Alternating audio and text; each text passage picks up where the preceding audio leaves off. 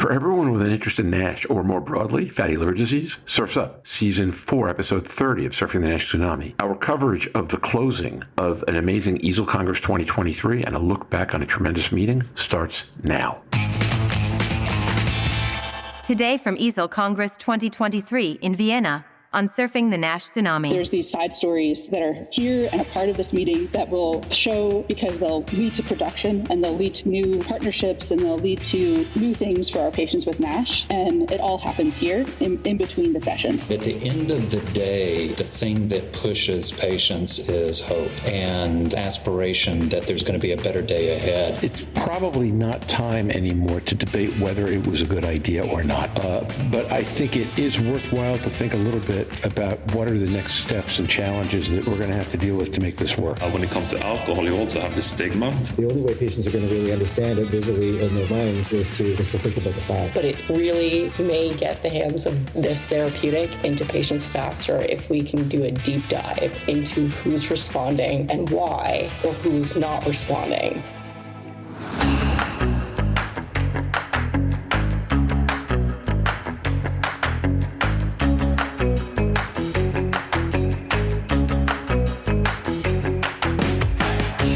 This week, 6,000 members of the global hepatology community came to Vienna, and another 600 joined online for EASL Congress 2023.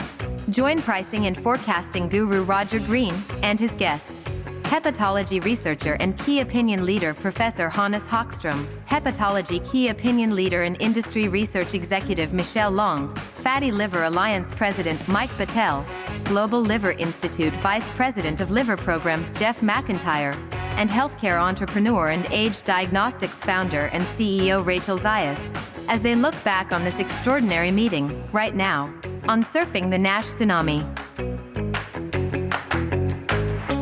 Today's episode is sponsored by Madrigal Pharmaceuticals, Incorporated. Madrigal is a clinical-stage biopharmaceutical company pursuing novel therapeutics for non-alcoholic steatohepatitis, or NASH, a liver disease with high unmet medical need. Madrigal's lead candidate, resmetirom, is a once-daily, oral thyroid hormone receptor, THR-beta selective agonist designed to target key underlying causes of NASH in the liver. For more information, visit www.madrigalpharma.com. I realize that, as I said, for everyone with an interest in NASH, that I'm not supposed to say that anymore. And we haven't even gotten yet to the issue of do we have to rebrand this podcast. But we'll get to that as we talk about today's events. We have an interesting and diverse set of characters with us this morning. Mike Betel, who was with us this morning, is back. Hey, Mike, how are you? Great. Good to be back. And this is better than 6 a.m. Thank you. Yes. And then we have Hannes Hagström. Hannes, how are you this afternoon? Awesome. I'm a bit tired after a long conference and a lot of meetings, but Hannes and I were commiserating earlier. Message I've heard from virtually every key opinion leader here is that people thought they wanted this conference one day shorter, and then whoops, because no one's had time to sleep or think. And then on my screen below Hannes, we have Jeff McIntyre, our good friend from Global Liver Institute. Jeff, how are you this afternoon? Hello, Roger. Good to see you. So have you had time to sleep? You know, it's been very precious for the sleep, between early morning meetings, between trying to get a bite to eat after your 10 p.m. meeting ends, and then still make it back and get up and make it to the 7 a.m. breakfast. It's not a metaphor to say that this is a marathon. And so combine that with a little bit of jet lag and 95 degree heat that we had here over a couple of days. Yeah, sleep's been a little elusive, but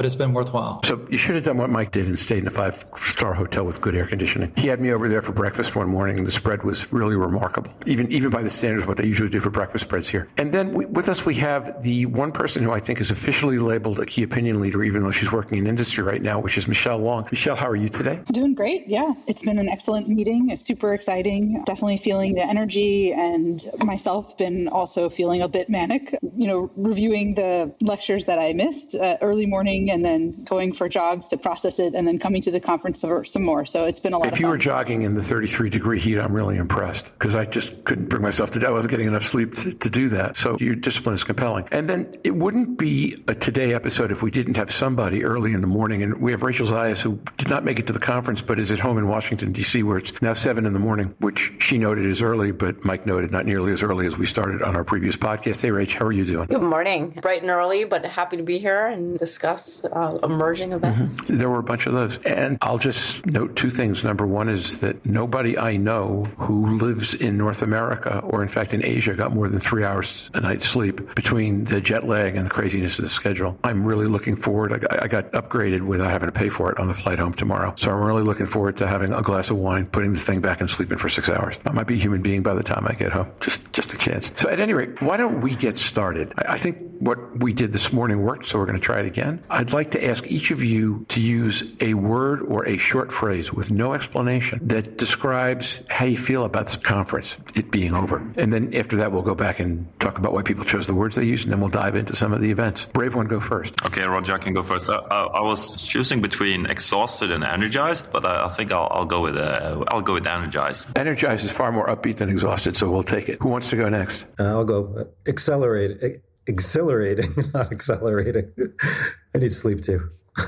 It should be noted that Mike said exhilarated on the podcast earlier this morning, but he said it correctly the first time. Okay, next. Innovative. I like it. I'll go. Collaborative. Cool. I would say grateful is where I will be with that. Grateful and forward-looking. I'm going to use a different word than I used this morning, Mike. I'm going to say inspired. I'm not allowed to elaborate on why. Well, I guess I can. I can decide I'm going to elaborate first, which I'll do. I learned a ton, and I got to watch people come at issues from directions I'd not seen previously, and then to be in rooms where the collaborations made things better. I was telling Michelle that I spent a half hour earlier today in a conversation about a meeting she and I had been in together, where she had an observation that two people in that meeting separately had shared with me, and we wound up talking about the implications of Michelle's observation about the meeting that I attended. And you are not the only person, and that is not the only meeting for which that happened to me. I think the collaborations around here have just been fantastic. So with that, whoever wants to go next and talk about why they chose their word they chose, go ahead. I'll go while people are thinking. It's a little different from this morning, Roger, though, but every time I bump into somebody, especially people I haven't seen for a long time, reconnecting, hearing new information, people who I've known or known of over the last few years, to actually meet them, talk to them, and understand them at different levels, I think makes a big difference. Alexander Krog, I'll just, as an example, I always saw him as formal and, he's at the stage. And then the other day he posted his video in his room putting on his tie. I just told him I love that because everybody can see he's actually a real human being. And he just kind of laughed when I told him that. But humanity is important and we need to tell stories. And it's really great to see that. And then the postscript on that is I'm sitting next to Mike at the nomenclature conference. Alexander Krog comes in and greets Mike like his long-lost cousin. Thanks him for telling him the story about the tie. And I'm like, well, that's impressive. All right. Who wants to go next? Yeah,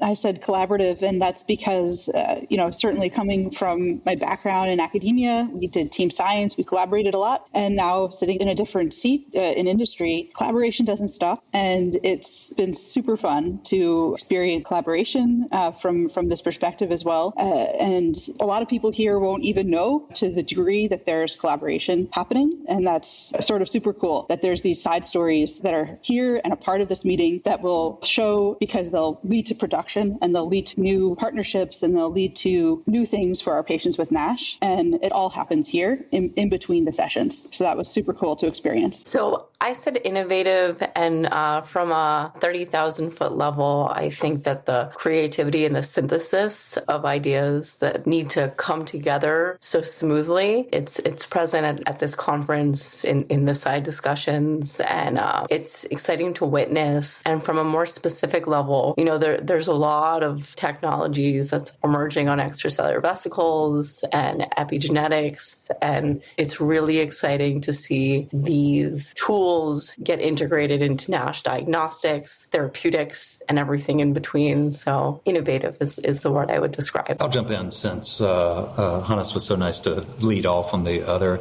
The word I had chosen was grateful, and I think it's really easy to see from a patient perspective to see the challenges outweighing everything else that we face coming into this. I mean, we had the news on Thursday from the FDA, from their response letter to Intercept. We've got some confusion around nomenclature. We've got a push, impacts on clinical trials. It's so easy to see that sort of thing. But at the end of the day, the thing that pushes patients is hope and aspiration that there's going to be a better day ahead. And so as I've come into the conference, my sense of gratitude, of gratefulness has really been significant for International NASH Day. We went from 70 partners to over 100, almost 105 partners internationally. And at this conference, I've been able to actually hang out and spend time with some of those new international partners. I just came from this really great conversation with our partners in Dhaka in Bangladesh who did just amazing things for International NASH Day. And it's really humbling to be able to sit with providers and patients that are really kind of on the front lines of this in places that are really high-risk populations in worst-case scenarios. And so I'm just very grateful to be able to be here and hope that we can serve those populations better. Yeah, I guess it's my turn. So I was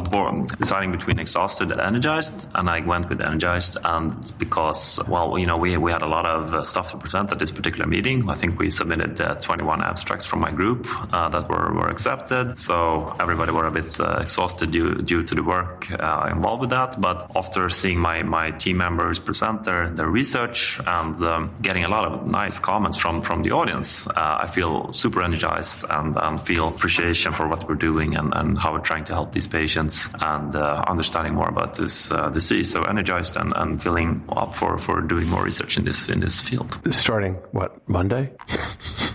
I guess today's Saturday. Actually, Monday, I will be in Greece for a 1 week vacation.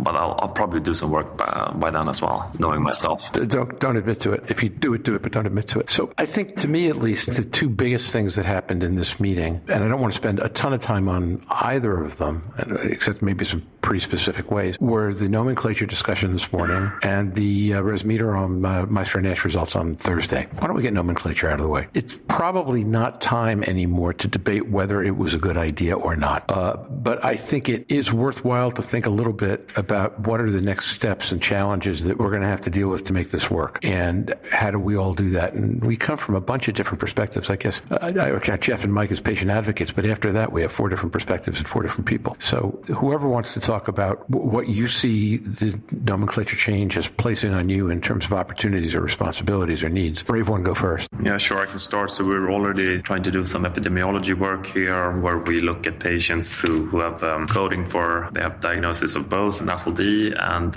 ALD during their patient journey, and also trying to include some biomarkers for alcohol consumption to see what that does with your prognosis. And from that point, I think it's really important that we try to separate these two conditions, because the natural history is so very different between patients that are in those part of the spectrum. But then, of course, there are these patients in the middle that we have some more problems with. Yeah, that was what I was going to ask you about when you said separate. It seems to me that we haven't had a problem keeping them separate, but the idea that we now have this category that is mixed, and really mixed on a sliding scale almost. How do you anticipate managing that in research? So it's always super tricky. So this is part really of, nutritional epidemiology, where you ask people something about what you consume, which has turned out to be very difficult because people have a hard time remembering what they eat or drink.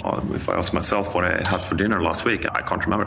When it comes to alcohol, you also have the stigma, of course, that you might feel your doctor is going to look down on you if you actually report your actual consumption, even if it's not super high. So it's extremely tricky. And of course, it varies over life course. Some patients, they only drink on a Friday, but they drink a lot on the Friday. And some people, it's extremely heterogeneous and very difficult to measure. I think biomarkers can take us somewhere in that, but those biomarkers are also, the downsides is to you also just measure the current consumption and not what you drank 1 year ago. So I think it's always going to be a tricky topic in this field that we will never get 100% around. So in that regard, do you view the nomenclature change on that particular subject as a step in the right direction, a step in the wrong direction, or just a step with not necessarily in either direction? I think it's a step in partly the right direction, because now at least we're sort of acknowledging it in this MAT-ALD definition, that there are people within the spectra, those with pure if you want to call it that, NAFLD, and those with pure ALD. Now at least we acknowledge that there are a lot of people in the middle, and that will be interesting to try to quantify how many are those patients and so on and so forth. It's funny because almost immediately after the nomenclature presentation, even though we've seen it before, I was starting to get emails from Canada from like CanNASH, as the NASH network. So what are we going to do in Canada? Well, I guess we have to go along with it because that's what's happening in the US and Europe. And the response back was, just looking at the emails, that they expect that fatty is still going to be a term most people are going to continue to use. So you can have that the official term, but the only way patients are going to really understand it visually in their minds is to think about the fat. An example I was sharing with people is most people would just say they had a heart attack, not use it, the technical term for it. So. Yeah, I totally agree with that,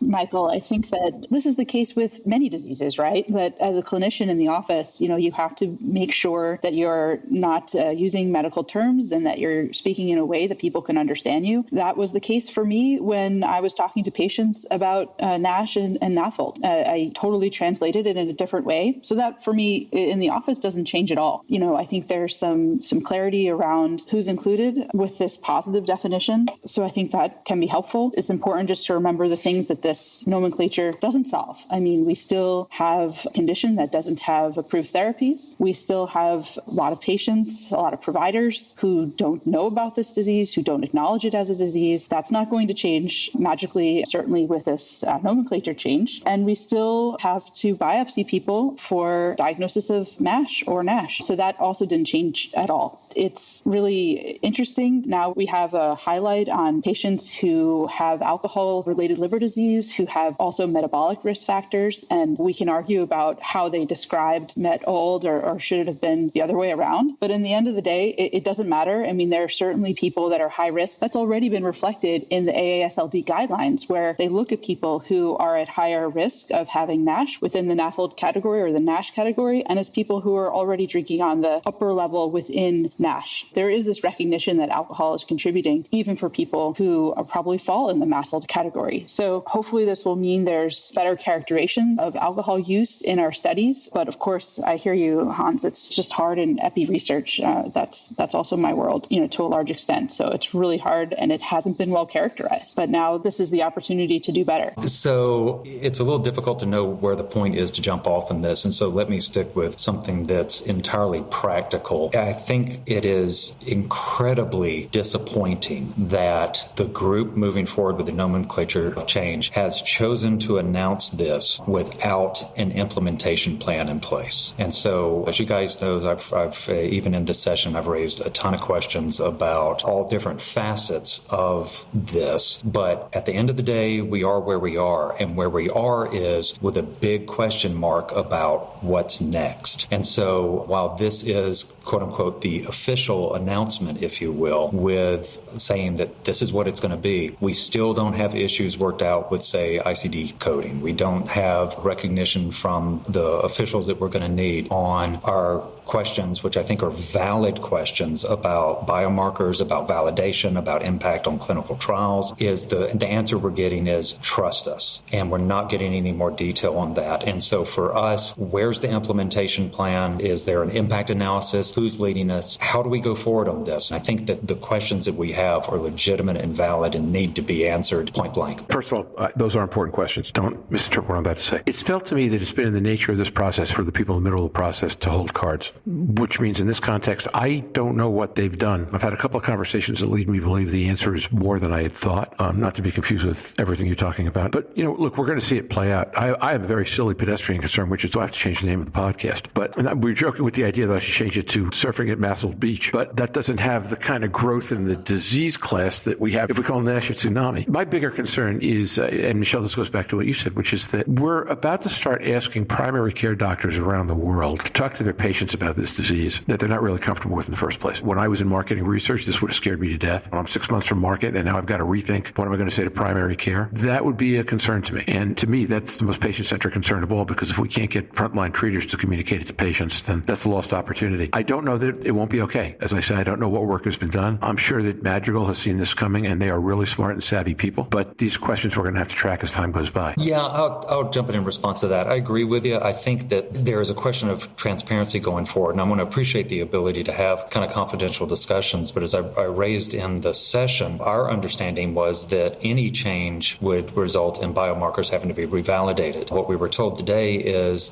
trust us, they won't. I think there is also an immediate concern that could this lead to delays in, for instance, Madrigal's drug being approved? We don't know that. We don't know whether it could lead to delays in if there's a company that's in phase 2 getting ready to recruit for a large-scale biopsy-driven clinical trial. Could it result in a delay there for that? And it's not that we are jumping to conclusions about the answers and saying this must not be. What we are saying is that we need to better understand the questions that need to be asked. There hasn't even been the announcement of an impact analysis that, oh, hey, we hear you and we're going to answer those questions. It just seems incredibly discouraging. We could spend 6 hours on this. In fact, we could spend 6 days on this. And not wanting to be disrespectful to anybody's opinions, I'm just going to say, why don't we move on to brighter news? So let's go from the clouds to the sunshine and talk a little bit about resmetirom, which I think everybody felt really, really good about, at least as best I could tell. So, Michelle, having had one foot in each camp over the course of the last year,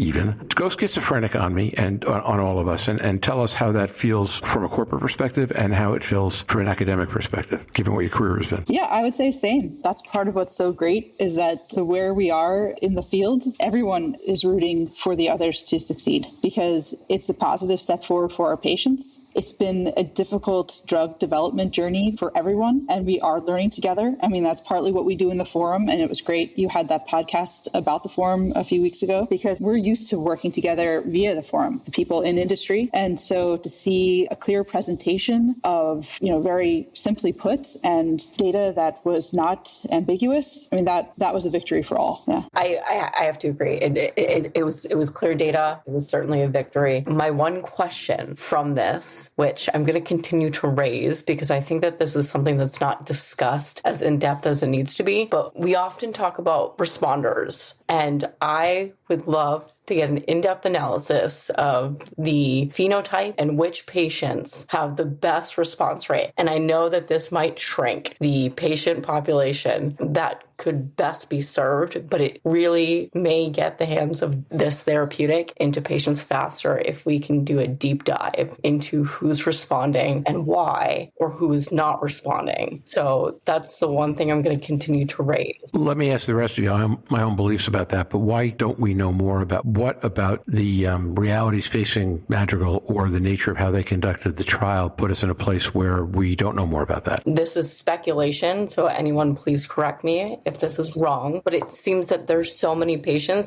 and especially during top-line readouts, you can't dive into the nitty-gritty analysis of subpopulations. So we rely on averages, which is problematic at all stages in basic and translational research. So that's one thing that comes top of mind. Well, so when you talk to a statistician about the tyranny of unitary statistics, you go right to my heart immediately. And I want to elaborate on that a little bit because I think NASH CRN actually militates against that kind of knowledge. What we're talking about is an ordinal scale of a limited number of points on fibrosis defined in ways that are at least semi-quantitative. On the NASH score, those are fundamentally qualitative measures, which is why we have all these inter-rater reliability issues that we have. And I'd like to think that over time, either for competitive reasons or due to pressure from the regulatory agencies, people are going to have to learn more to get approved. But on a first drug, I think that's a real heavy lift. I would like to see NASH CRN replaced, frankly. And over time, I hope we can get there. But yeah, I mean, I think they're going to get there. I think they're probably just presenting the results like this first time at a meeting. There's going to be many, many papers that will come out of this and many, many insights. But, first things first, let's get the top results out there. Let's present them clearly. And that was the mission. And I think they accomplished that. Yeah, I agree with that. Don't interpret what I just said as disagreement. I want to support something that Michelle said earlier, too, that it's important that somebody starts. And so is this going to be 5 years from now the drug that's used to treat these conditions? Very likely no, because there's going to be newer advances, maybe combination treatments and that kind of stuff. So I think at least we need to start. So it's exciting from that perspective, right? It's not going to be perfect to start with. Yeah, I think it's a really interesting landscape that we're facing. And if I remember the presentation correctly, they had around 30% of patients responding during the trial. And then what happens? How many will respond in 5 years? Do we have a threshold effect of people? These are only the people that you can expect to respond, or even more patients going to respond if you treat them for longer periods of time. Or if that's not the case, then then how do we identify the people that do respond and do not respond, and what should be the second line treatment, and so on. So very challenging, but very interesting years to come. Yeah, I think you're right. That is a question, given how long it takes for people to demonstrate response the way we're defining it right now. I just wanted to raise the historical perspective, having been there at the launch of hepatitis C, that it is a journey that you start off with, in some cases, and I'm just talking about it if you're on monotherapy, at probably a 5% sustained response rate, and then you move up to a cure. So it will happen over time. So it's a journey for all of us. Yeah, I'll jump in real quick. Thank you, Roger. I think the thing that's interesting about this is there's general consensus among the community that down the road treatment for this disease is going to be basically a polypharmacy sort of approach, because it presents in so many multiple co-occurring conditions as well. And so the clinical trials are great, the information's great, but in order for us to have many, we've got to have one to start with on this. And getting something across the line, I think, is so important, because then it allows us to begin to see how this can begin to work, not just as an isolated therapy, but how it can begin to work in combination with other therapies as well. And then as we've got, 4 or 5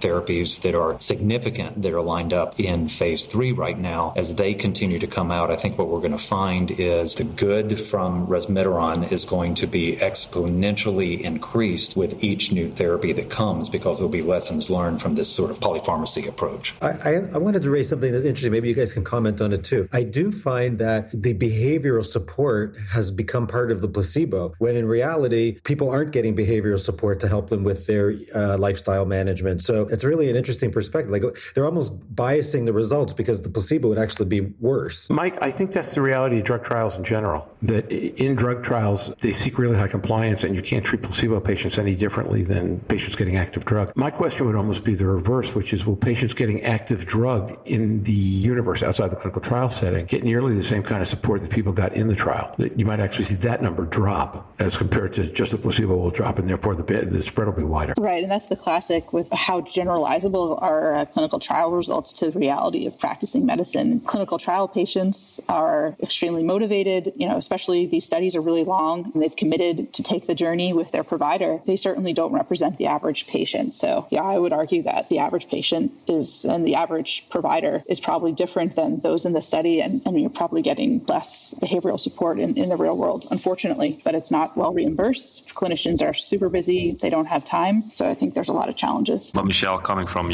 being at Novo in that particular company, you must have seen the same problems in the obesity trials and in the type 2 trials, right? Those also sort of lifestyle-related diseases where patients might do better in the trials, but you actually in real-world data then in phase 4 see also that you have treatment effects also, not only in the trials, but also in the real world. So shouldn't we expect the same thing in NAFLD, that maybe we don't get the full effect that you do in a trial, but at least you get, somewhere close to that? Yeah, totally. And that's why it's super important to do those real world evidence studies and to actually see how this works in the hands of non-trial patients, so that we get a better sense and can generalize better. So I want to jump in interest of time. Hannes, you first. I'd like each of us to talk about one paper or one presentation that we saw in this meeting that we think was particularly compelling or valuable, and then share with our listeners and each other why you feel that way. Yeah, sure. So I'll mix some things we did and some things that was quite similar to that, and that is both natural history studies looking at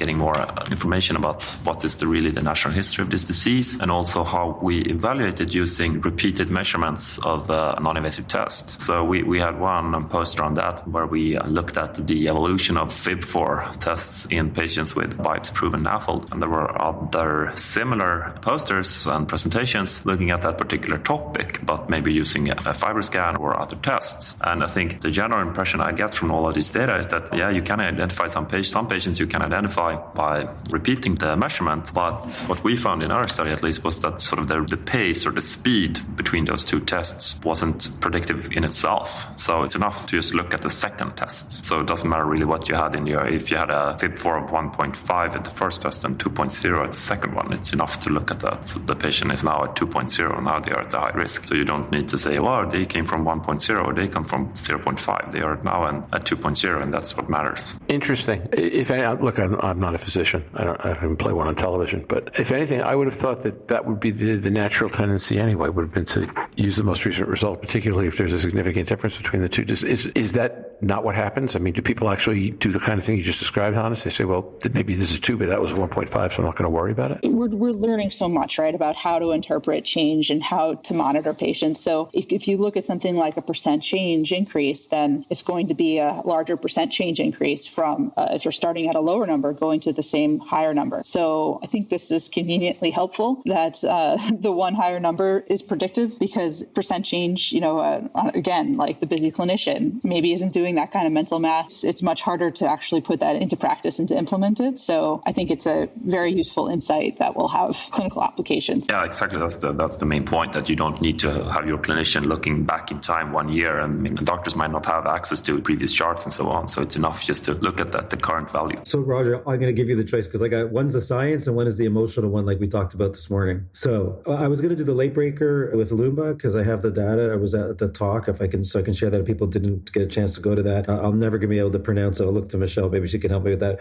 Pegozafermin. Yeah, okay, yeah. So there was significant fibrosis improvement without worsening of NASH resolution without worsening of fibrosis. The fibrosis results were placebo was 0, PEG 30 milligram. Say I get away if I just say PEG 30 milligram, 14%, PEG 44 milligram was 20%. And then the NASH resolution was the placebo at 9%, PEG 30, 60%, and PEG 44, 52%. So the room seemed to be pretty happy, supportive of those results. Thanks, Mike. How does that stack up against efruxifermin? I seem to remember the efrux numbers were better. That's why I'm asking. Yeah, it's super hard though, Roger, right? Because it's different studies, different settings, there's these nuances are super important. So I always try to be cautious myself about comparing across. But I think, the bottom line, it's nice to see positive results for this drug class again. That's kind of where I was going. Not that efrux is a better drug than pegozafermin. We don't know enough to know that yet. But the idea that we've produced results twice, and if the efrux results were better, then it simply leads me to believe that there's even more upside than we thought. I mean, this has looked like an exciting class since the first efruxifermin 2A data came out. But it's nice to see that there are 2 of them now, particularly given that the third original candidate, pegbelfermin, flopped pretty quickly. Rachel, you're up. Excellent. So there's an interesting talk on non-coding RNA. It was called Non-Coding RNA in Non-Malignant Liver Disease. It was given by Bin Gao, who is at the National Institute on Alcohol Abuse. The talk focused both on ALD as well as NAFLD. For context, microRNAs are small non-coding regions. They are nucleotides that range between 21 to 23 bases. They're involved in post-transcriptional silencing and gene transcription. So microRNAs are starting to be indicated as both having therapeutic potential as well as biomarker potential. And there's been close to 12,000 articles cited on microRNAs across different disease states. For example, in NASH, there has been several microRNAs that have indicated that hepatocytes can uptake extracellular derived microRNAs from serum. So for example, adipose derived microRNA 155 can be uptaken into hepatocytes, target PPAR gamma, and then support regulation of insulin resistance. Another one very specific, which I found really interesting, was that there is a neutrophil-derived microRNA 223. It has a specific target to hepatocytes and can be taken up into hepatocytes to regulate lipid metabolism and inflammation. So what was interesting about this was they conducted several gene expression studies where they wanted to determine the mechanism of action for this specific microRNA. So they did some studies and determined that microRNA 223 targets LDLR, which is low density lipoprotein receptor. So they conducted several knockout studies in mice to determine if this makes patients more susceptible, and it does. They also did several knock-in experiments, and it actually ameliorated NASH in these patients. So I found it interesting because it's multifaceted that these microRNAs have protective mechanisms derived from neutrophils as well as adipose tissue in patients with NASH. So this is something of interest because I think oftentimes we talk about dysregulators in NASH and what is going wrong, but what protective mechanisms are being induced and supported from other organ crosstalk. So I found this really interesting, both from a therapeutic as well as a basic science standpoint. And yeah,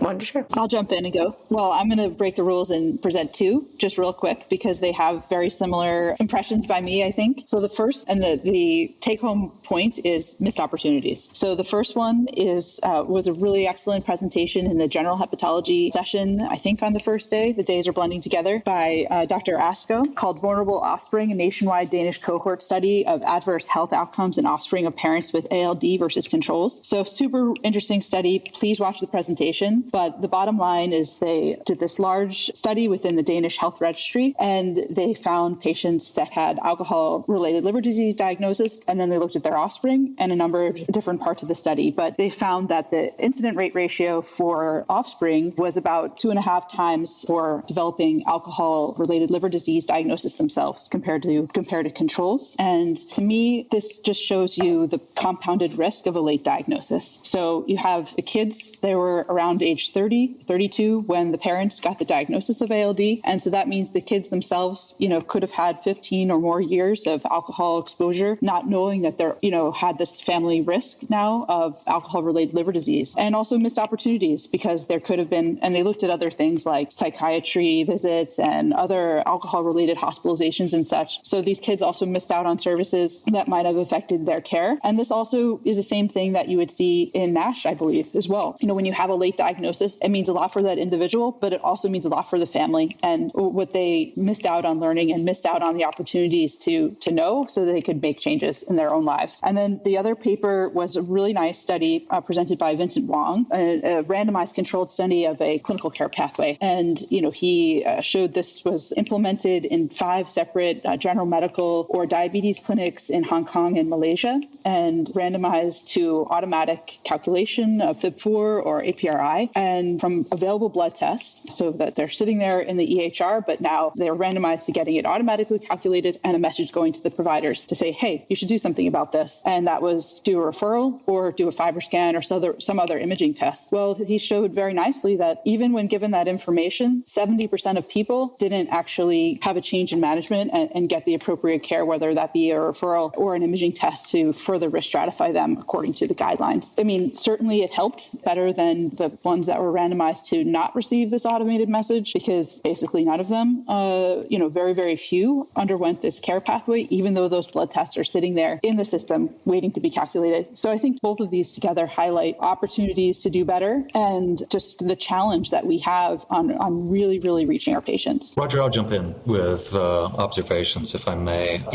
Coming to these conferences is always such an interesting experience from the patient representative perspective. It reminds me of my time I spent on Capitol Hill in D.C., where, you have two things are going on at the same time. You have your KOLs and you have your senators on stage, and what they're saying is very important and carefully monitored and examined and debated. And then you also have kind of the staff, and it's as notable for who's in the room as who's on stage. And so in these conferences, I frankly get to very few sessions to be able to take a look at the data and whatnot, and we'll rely on you, the podcast, on other online things of LinkedIn, et cetera, to be able to kind of review the most important and the top things over the next couple of days and the most important outcomes. But I want to say that, we have a gazillion discussions in the hallways and in the back of the room on what's going on, what the trends are, if there's an important or specific piece of data. And you may have engaged this already in one of the podcasts, but one of the things that I've seen, I can't quite call it subtext because I think it's more than that, but one of the themes I've seen emerge here that I'm really interested to dig more into is going to be on the use of AI and machine learning in the field.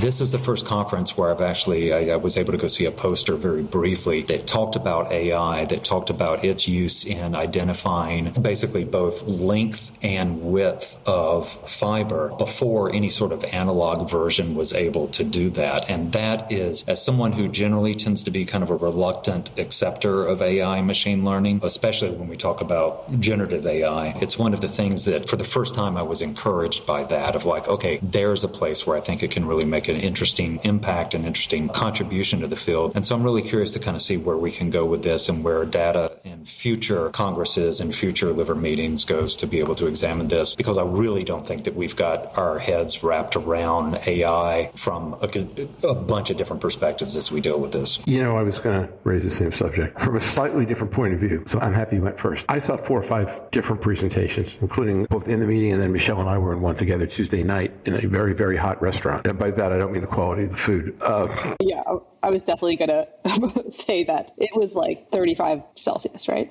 Yeah, it was painful. Now, that said, the conversation was good enough that it was worth staying. But, Jeff, the observation I was going to make is that I've heard this phrase AI used in so many different contexts. I mean, what you described as AI, right? Stephen Harrison did a presentation of Path AI, which was simply taking ordinal reads from individuals and throwing it through an expert algorithm and seeing, could you do a better job? Could you reduce the variance on the fibrosis levels and some of the NASH scores? I talked to Tim Kendall from Edinburgh yesterday, where he was talking about how with AI now we know that it's not progression and regression are not the same thing. They don't go up and down at the same rate. They don't even go up and down in the same places. He put up a slide where there was one clear fibrosis bridge, which would make it F3, but the rest of the liver was clear. So it has the ability to lend tremendous complexity in ways that are helpful. It has ways to answer questions. It also has ways to be misused or undervalued. So I think one of the struggles that we're all going to have is to help educate ourselves and our stakeholders about the best and appropriate use of AI. I agree with that. And I think that one of the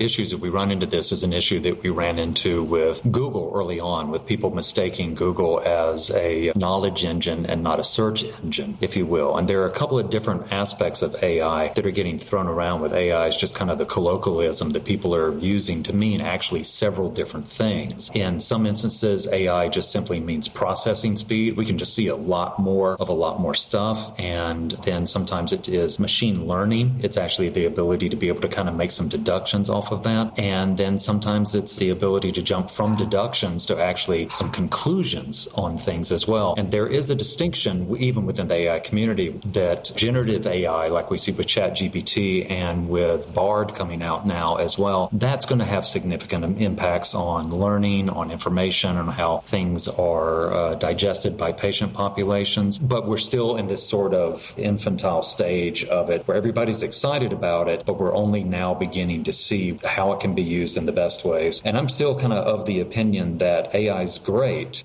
but the issues that we're facing with it are still ill-defined, because so far the issues that we face are the same issues that we had 10 years ago, that they're algorithm issues. And so we talk about garbage in, garbage out. The algorithms are things that ultimately we're going to have to rely on, and that's really not a new issue. And if we haven't figured those out by now, I see no indication that AI is going to allow us to do that going forward as well. Yeah, I agree with that, Jeff, and Roger too. I mean, I think a lot of people, when they think about AI, they say, like, okay, I'm going to take a bunch of data, I'm going to put it in a black box, and then I'm going to open the box, and it's going to be really pretty on the other end. And that's I did AI. That's what happened. So we need more precision around the language, because it's, what does it mean to have AI? And it can be a bit scary. Of is the computer taking over? Is this like the singularity or something? So we need to be very clear about what exactly is happening and what exactly do we mean, because otherwise it's just going to get super confusing. And if we don't even understand it as a scientific community and we can't articulate that and explain it to each other, how do we expect our stakeholders,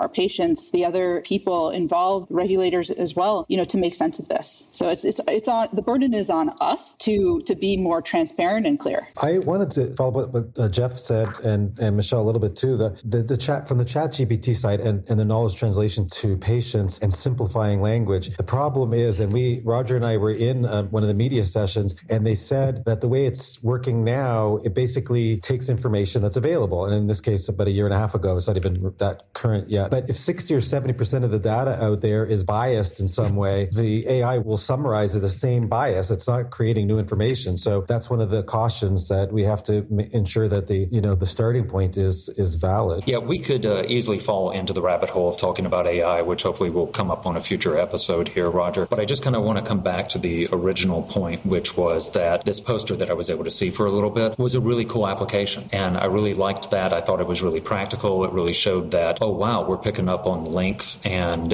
thickness of fiber acceleration, whereas previously we would not have identified that. And that's a really cool thing. I mean, I think that's that's got some real practical implications, and that's something that could serve patients. It could serve a variety of aspects of the field really well. I think that's absolutely right. And my only comment beyond that would be it would be a shame if the baby were to get thrown out with bathwater, because things that were described as AI, in fact, turned out not to be helpful or counter-helpful, if you will, and raised too much skepticism about the entire idea. I'm not going to go into it right now, but in one of the conversations I was in this morning, I took 20 minutes and laid out a scenario as to how exactly that thing could happen. In a very hot restaurant on Tuesday night, a wise woman I know made a comment that that's a branding problem. But and I agree with that, Michelle. I agreed at the time silently. I'll agree now vocally. But that's what's happening now. Everybody wants to be called AI. I mean, I live in a place called New Hope, Pennsylvania. We're about 25 miles from Princeton, and Princeton is a prestige address. So everything for 15 miles in whatever direction of Princeton they are claims to be in the Princeton post office. And if you're not, then you call your development Princeton Muse or Princeton Hunt or Princeton whatever. And you could be a county over. You could have a different government representation. You could be in a completely different zip zone. You call yourself Princeton. So I think we got to watch for that. Hannes, I think do you have to get going? Yeah, I was just going to say that I need to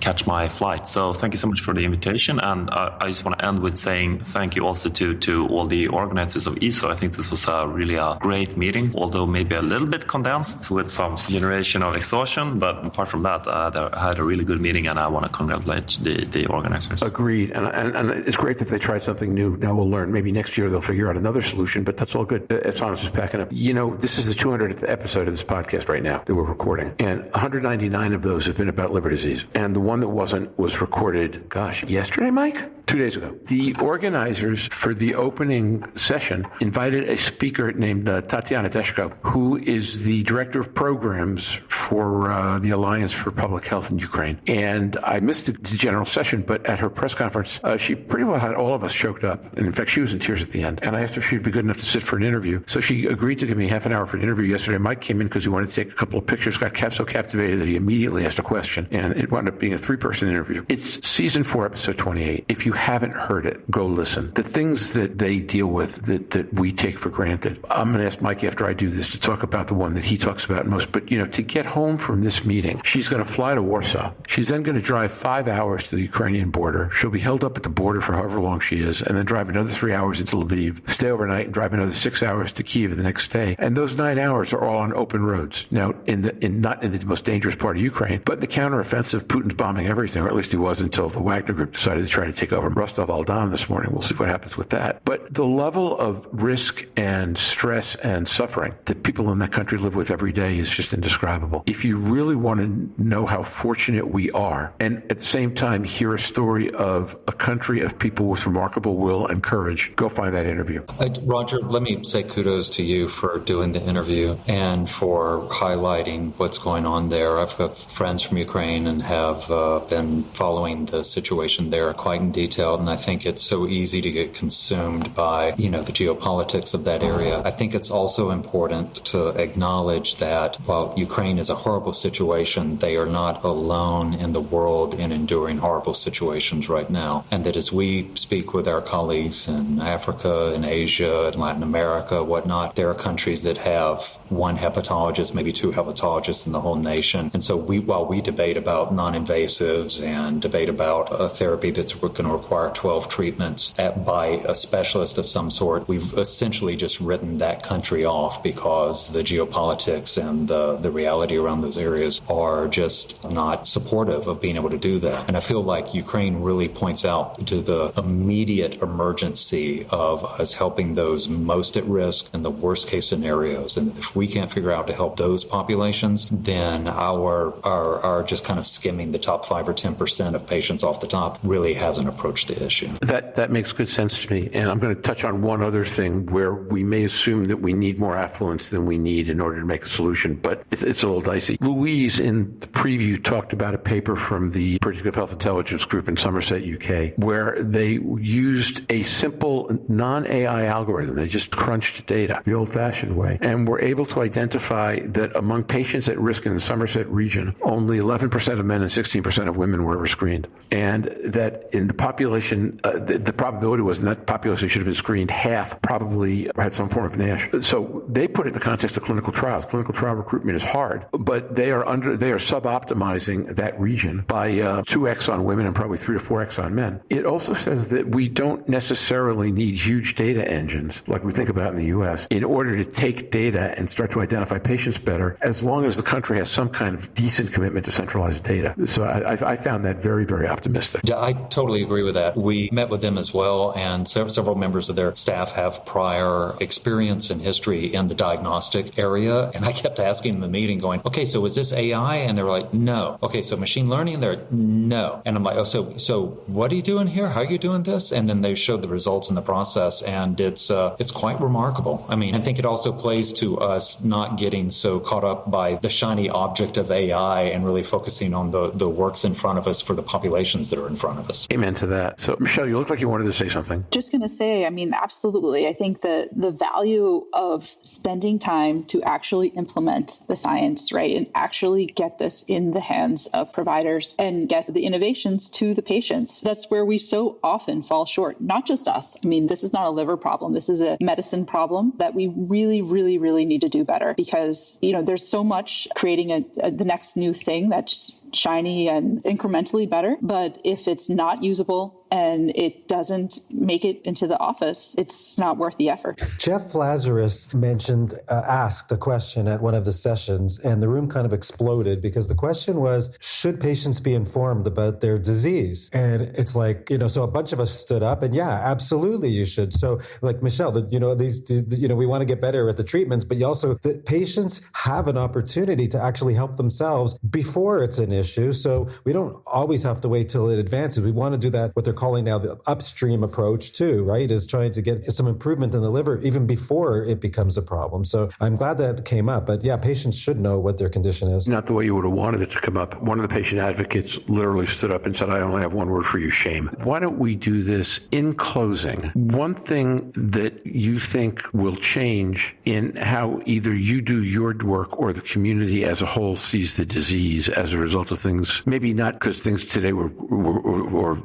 groundbreaking, new, but subjects of discussion in this meeting that you think will wind up having legs going forward. Brave one, go first. I'll go first. Over the years, a lot of investors, stakeholders, and collaborators said, don't focus on this disease. There's no therapeutic. And my response to that was always, lifestyle and diet modifications will always, always be part of the treatment protocol. And I will always start there because it's patient first. Now, there's soon to be a therapeutic approved. Not yet, but soon. So that's the one thing that will change. Yeah, I'll go next. You just get the sense from the conversations here that we've gotten so much smarter over time, and we really are looking at the details and the nuances and realizing that they're super important. And we're not taking for granted the data holes, and we are working together to fill them. So it's become even more clear, what some of those gaps are. And, I think there's now some collaboration networks that have been established and forums for things like that we can do that as a community. But it's only when you come together and you really have 4 really intense days to get into it with each other that I think we, can form plans for moving forward. I will also go along with the improved collaboration and cooperation, interdisciplinary approaches that are just so desperately needed here. I'm going to try not to be too redundant to this, but this is my first EASL Congress, and it's not my first conference since we've kind of begun to experience conference life, with COVID in the world. It was interesting because of attending several conferences right before COVID happened. It's big, it's overwhelming. There's so many people and so many issues, and people are fighting for their agendas and their airtime and whatnot. And then we went into COVID, and it felt like the world both constricted in terms of what we could do, but in some ways it expanded because suddenly we were forced onto Zoom and Teams and these online platforms to be able to communicate, and we were able to have meetings with people all over the world. To me, coming out of this, the thing that I kind of feel was most significant goes along with what Michael and Michelle are saying, but it's that the world kind of expanded in order to constrict, in order to expand, and it keeps going bigger and smaller again and again. And I was able to meet other patient advocates and other partners from parts of the country, parts of the world that I had never met in person before, and being able to see them and engage the personality and then have 5 minutes to just say, so what's going on with you? What are your priorities? Where are your challenges? Is so great, as opposed to trying to figure out the time zones and set up a Zoom call and hope the technology works. But that ability to just have to be able to say and have a reassuring hand on the shoulder and say, we're there, well, how can we help you, is just a tremendous benefit of this experience. Yeah, I agree with that. I want to step into something Michelle said and step into that comment and then one of my own. I've only been in this space for 4 years. And when I got into this space, the only thing anybody wanted to know was what the hell do we have to do to get one level of regression of fibrosis so we can get a drug approved? And the questions are so much better, so much richer, so much deeper. I say probably too often that I think we dodged the bullet in 2020 when OCA did not get approved because we would have been on a far inferior path had it happened. But I love these discussions. I love the richness. I love the contemplation around it. There are concerns that go along with it. I do believe there's a risk that we're going to misuse the definition of what AI is. And as a result, as better stuff becomes available, you'll go, oh, been there, done that. That doesn't work. I have some fears about that. But I also believe that the collaborations we're coming up with make that less likely. I was really energized about all the machine learning stuff, the good machine learning stuff. And I think some of it's really, really exciting. Bobby Fischer, when asked why he was the greatest chess player in the world, said something akin to, you see black squares and white squares. I see streams, promontories, mountains, points of attack. We're getting to the point where some of the image stuff that's being done, Jeff, this is the kind of thing you mentioned, where we can start to see that. And when you can start to map it in 3 dimensions, you're just in a whole different place in terms of what you can appreciate. So I leave 3% exhausted and 97% optimistic. And if the meeting lasted another half a day, I probably would be 1% exhausted and 99% optimistic. But we'll take it. Then I want to second what Hannes said. I think the organizers did a fantastic job of putting this thing together. I'm impressed by EASL every year, more so this year than in previous years even. And I want to thank all of you guys for joining us, and Rachel for getting up at 7 a.m, and Mike for having gotten up even earlier than that today and then coming back for a second round, glutton for punishment that you are. Everybody, audience, we're not going to do a business report today. We're just going to sign off. We'll be back on Monday, well, Wednesday is when we'll post it, with our final wrap-up episode with a whole different set of characters who are too busy to show up for this one. And until then, everybody stay safe and surf on. See you on the podcast. Bye-bye now. Today's episode has been sponsored by Madrigal Pharmaceuticals, Incorporated. Madrigal is a clinical stage biopharmaceutical company pursuing novel therapeutics for non-alcoholic steatohepatitis, or NASH, a liver disease with high unmet medical need. Madrigal's lead candidate, resmetirom, is a once-daily, oral thyroid hormone receptor, THR beta selective agonist designed to target key underlying causes of NASH in the liver. For more information, visit www.madrigalpharma.com. This concludes episode 30, today's real-time coverage of the closing day of the EASL Congress 2023. As Roger said during the episode, there will be no business report. We will be back next week with our usual Wednesday evening posting. Until then, as Roger likes to say, stay safe and surf on.